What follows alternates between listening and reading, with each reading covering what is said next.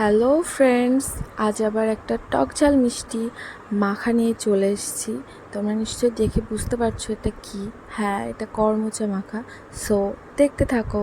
প্রথমেই দেখো আমার বাদর ছেলেটা কেমন গাছে ওঠার আপ্রাণ চেষ্টা করছে।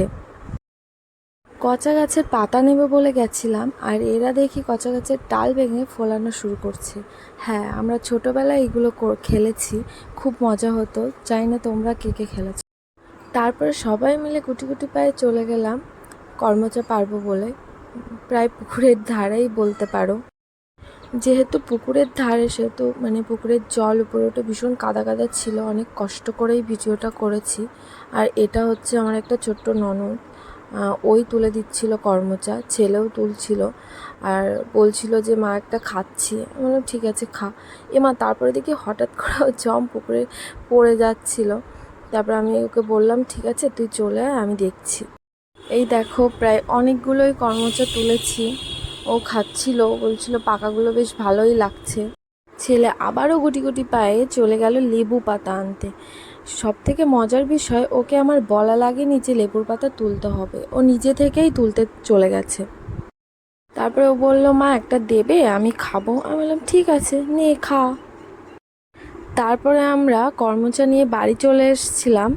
এসে করমচাগুলো ধোয়া শুরু করে দিয়েছি। অনেকবার ধুয়েছি, ভালোভাবে ধুতে হবে কারণ এর ভিতরে প্রচুর আঠা থাকে। তারপরে লেবু পাতা দিয়েছিলাম, দিয়ে লেবু পাতা দিয়েও লেবু পাতাগুলোও ভালো করে ধুয়ে নিয়েছি।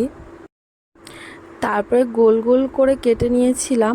হ্যাঁ, এটা যে গোল গোল করে কাটতে হবে এরকম কোনো ব্যাপার না, গোল হোক লম্বা হোক যেভাবেই হোক কাটো। মেন ব্যাপার হচ্ছে ভিতরের বীজগুলো বার করতে হবে, কারণ খাওয়ার সময় বীজগুলো গালে পড়লে না একদম বিচ্ছিরি লাগে।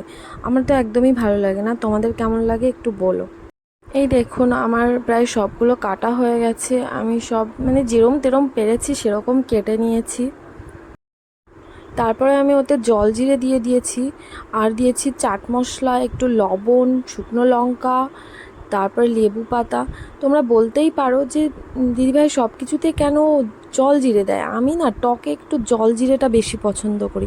টক বলো, তারপরে পেয়ারা, আমি জল জিরেটা খুবই খুবই পছন্দ করি। ও হ্যাঁ, এটা তো বলতে ভুলেই গেছি যে আমি অফ ক্যামেরায় একটু চিনি দিয়েছিলাম। টকে একটু চিনি দিলে ভালোই হয়। তারপরে আমি দিয়েছিলাম একটু সর্ষের তেল, কারণ কি এটা আঠা আঠা থাকে, তো সর্ষের তেল দিলে এই আঠাটা আর থাকে না। তারপরে দেখুন আমার হয়ে গেছে, মাখাটাও হয়ে গেছে। আমি ডেকোরেশনের জন্য আর একটু ভাপ মারার জন্যই আমি আর কি প্লেটে তুলেছি। বেশ সুন্দর খেতে হয়েছিল, ভীষণ স্বাদ লেগেছিল। সত্যি বলছি, আপনারা বাড়িতে ট্রাই করে দেখবেন। Thank you for watching.